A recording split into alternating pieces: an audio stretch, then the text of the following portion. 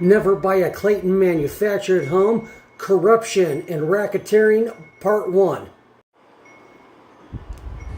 Our home had caught fire on March 6, 2019. So we decided to purchase a brand new Clayton manufactured home from Clayton Homes. And this is the home we decided to purchase. On 22nd, 2019, we signed a sales agreement. Made it a $1,000 cash down payment to secure the home. Today, the general manager of Clayton Homes, Jeffrey Levy, promised us one 4x4 deck, one 6x8 deck, air conditioning, and vinyl. August 16, 2019, we signed the contract for the purchase price of $118,605.94 with a $30,000 cash down payment. And within this contract was a new sales agreement where the two decks and vinyl skirting had been removed. When we went to question the general manager, Jeffrey Levy, of this, he was nowhere to be found. We continued with the purchase, thinking it was just an error that would be corrected. But we had no idea how dishonest they were all about to become. We had built ourselves an engineered structural concrete foundation with utility troughs for $25,000. The home was delivered in two separate pieces on September 23, 2019 by Gary Carr from Carr Mobile Home Service, who was hired by the general manager of Clayton Homes, Jeffrey Levy. The first half to arrive was the front half. It was ran into multiple trees, which damaged the roof and the side of the house.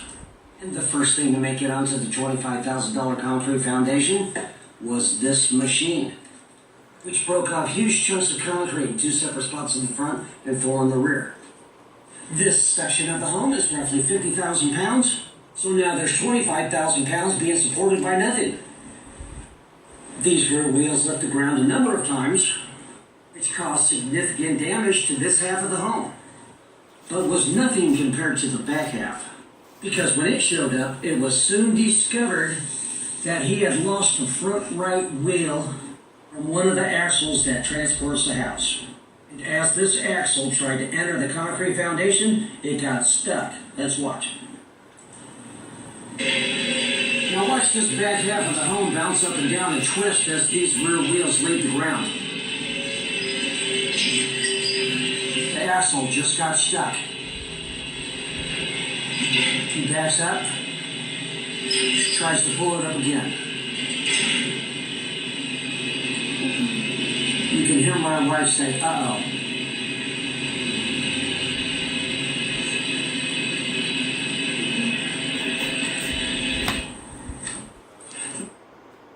Now this is what got caught on the edge of the concrete foundation.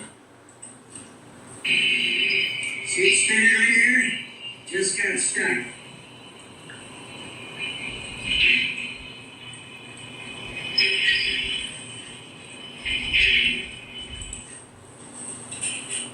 Now that machine of his has an incredible amount of power, and he could have split the house right in half by doing that.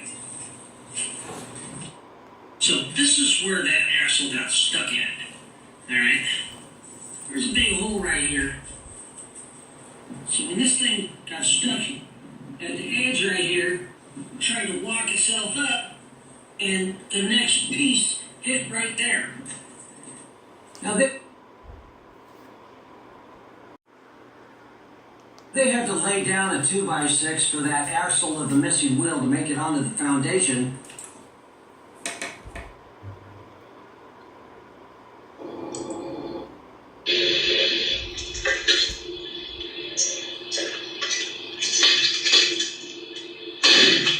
Now, we have no idea what that loud thing was, but the whole house jerked when that thing happened. And you can hear the sound of wood fracturing.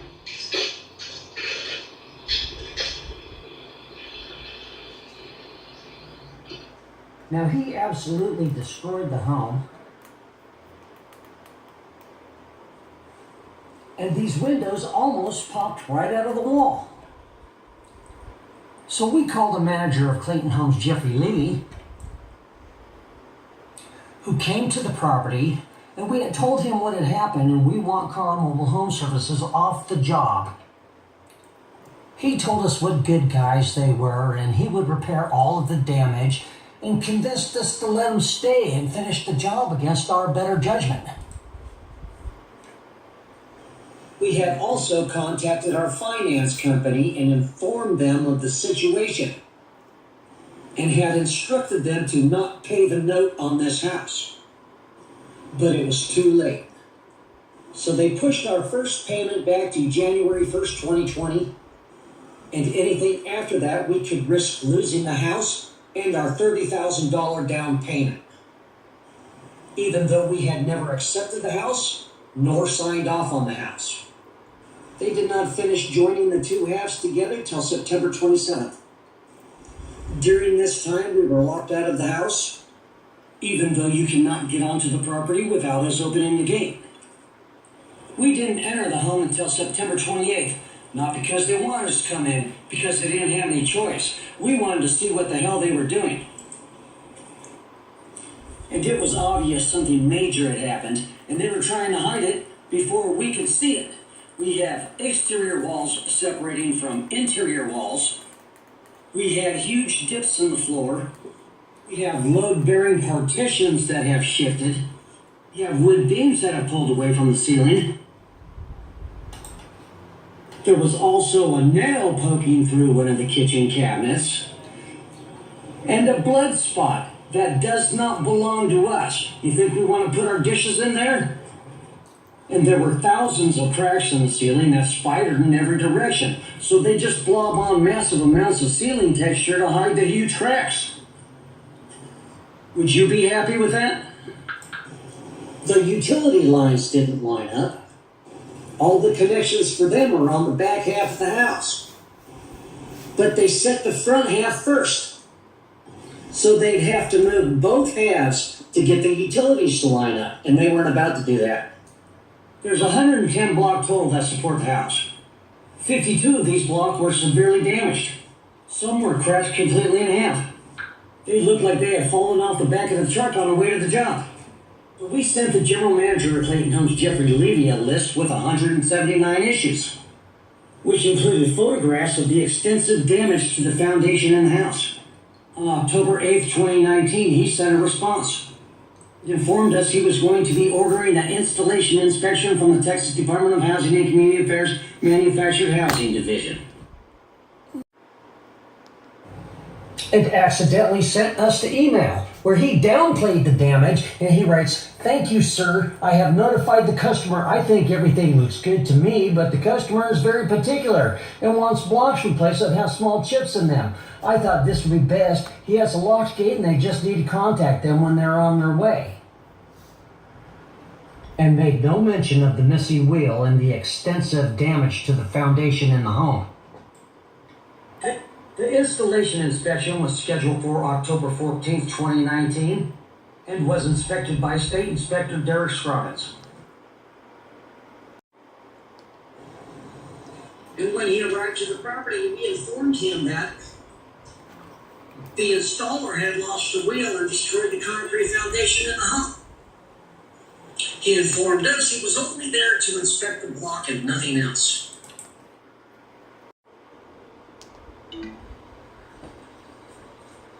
But after receiving a copy of his report, we noticed that several of the items that were marked OK should not have been. The footings were underneath the concrete foundation, so he couldn't have checked those. And had he checked the pier placement like he said he did, he would have noted that our homeowner's manual states that we're supposed to have 9 perimeter piers on the back half of the house. But we only have 6, and we're supposed to have 8 perimeter piers on the front half of the house, but we only have 5. And the home was already there, so how could he inspect the site prep? The anchors and the ties were not installed until November 4th.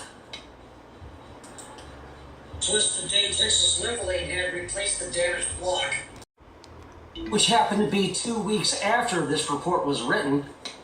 The skirting was checked OK, but at the first consumer complaint inspection, which was conducted on January 15th, 2020, There was still no skirting on the house. Home connections were checked okay, but they weren't connected till January of 2020. And we had to hook them up ourselves at a cost of $6,000. Even though our sales agreement says buyers' responsibilities are to provide access to the property, and the house had been there for 4 months. Had he checked the crossover connections like he said he did, would have discovered that the water lines were duct taped to the bottom of the floor joist instead of running them through the 2-inch hole which is provided in the middle of the floor joist behind the installation so they do not freeze, and the electrical was ran in the same manner. On November 8th, 2019, he claims that he came back out to re-inspect the installation and all work conducted looked good. During this time, the only thing I inspected was the deviations noted on the installation report. That's a lie. He did not come back out to re-inspect. Then writes, since then the notes and pictures have been deleted to make room in my work cell phone. An audit was conducted on the regulatory activities at the Manufactured Housing Division in October of 2019, and on page 6, Number 4, clarify in a field bulletin to staff that any documentation related to deviations found during an installation inspection must be included with the permanent record. The SOP 2509.01 for installation inspections has been updated to reflect this information, and field bulletin 2020-001 issued to alert staff. Him deleting the notes and pictures to make room in his work cell phone is a problem. So this report is fraudulent. It is a violation of Texas Penal Code 37.10. Tampering with governmental record. A person commits an offense if he knowingly makes a false entry in or false alteration of a governmental record. 2, makes, presents, or uses any record, document, or thing with knowledge of its falsity, and with the intent that it be taken as genuine governmental record. This guy's a criminal. Now, we were continuously and repeatedly sending emails to Clayton Corporate and Credit Human, our finance company, regarding the extensive damage to the home. And on November 5th, 2019, we received a call from Tamara Harper, who is the customer care manager of Southern Energy Homes. Southern Energy Homes is a subsidiary of Clayton Homes and the ones who manufactured the home. And she informed us that she was going to be sending out a third-party structural engineer. In fact, he was so third-party, she didn't want us on our own property even speaking with him. We informed her we have livestock and you cannot get onto the property without us opening the gate. So the next day on November 6th, 2019, we received a voicemail from a Benny who was with RCS Enterprises, and this is it.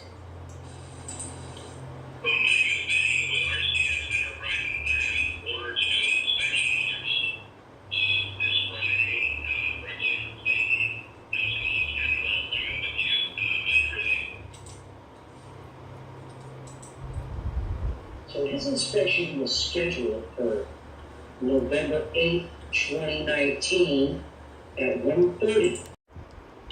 This was also the same day Derek Scroggins stated he came back out to re-inspect the installation. We can assure you, he did not come back out to re-inspect. Upon his arrival, he did not provide us with a card, nor did he take any notes. And it turns out the only ones he did not know before this day were my wife and I. He knew everybody involved right down to the repair crew, and he informed us we would not be receiving a copy of the report.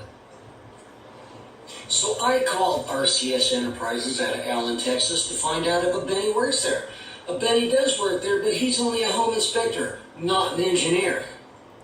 So later that evening, I sent Benny a text message where I said, Tamara from SE Homes told us you were a third party from Ellen. Although I think you're a straight shooter, she lied. And he responds, I am a third party in that I don't work directly for the retailers or the manufacturers. We are an engineering company and our home offices are in Allen, Texas.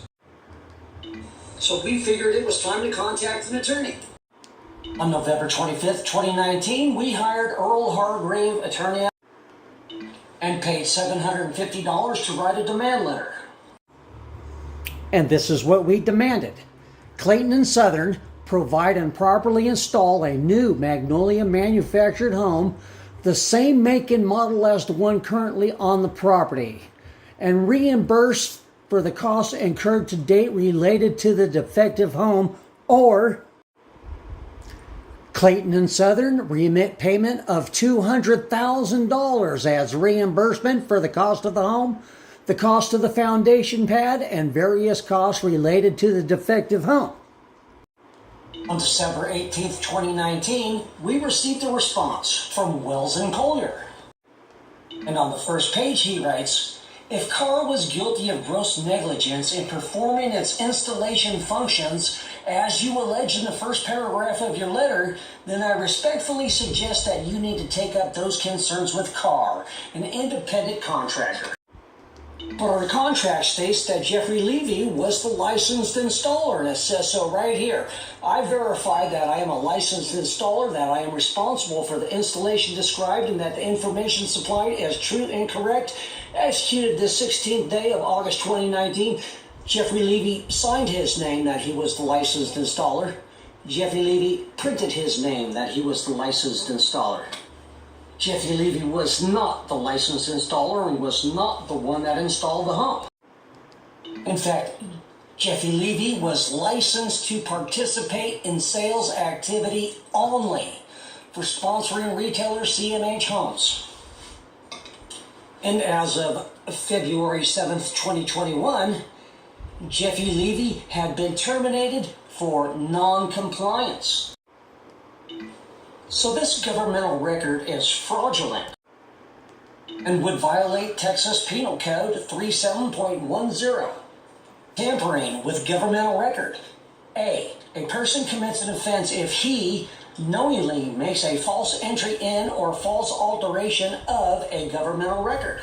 2. Makes, presents, or uses any record, document, or thing with knowledge of its falsity and with the intent that it be taken as a genuine governmental record.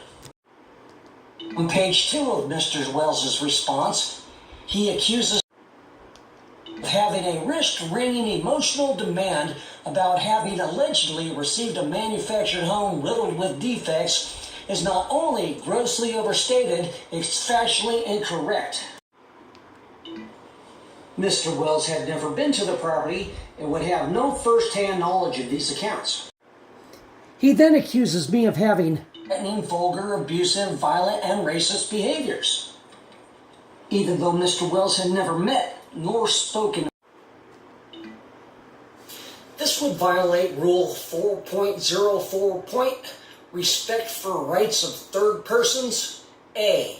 In representing a client, a lawyer shall not use means that have no substantial purpose other than to embarrass, delay, or burden a third person, or use methods of obtaining evidence that would violate the legal rights of such persons. Same day, Mr. Wells orders an industry-requested inspection of manufactured home. From the Texas Department of Housing and Community Affairs Manufactured Housing Division. Mr. Wells also encloses the letter where he accuses us of having a wrist-wringing emotional demand about having allegedly received a manufactured home riddled with defects is not only grossly overstated, it's factually incorrect, and he accuses me of having a threatening, vulgar, abusive, violent, and racist behavior. And here's the inspector. I guess now we know why Mr. Wells accused me of being a racist. He was setting the tone. So we're going to get into this guy's inspection in part 2 of Never Buy a Clayton Manufactured Home, Corruption and Racketeering. So please like, share, subscribe, and leave a comment. Thanks for watching. See you soon.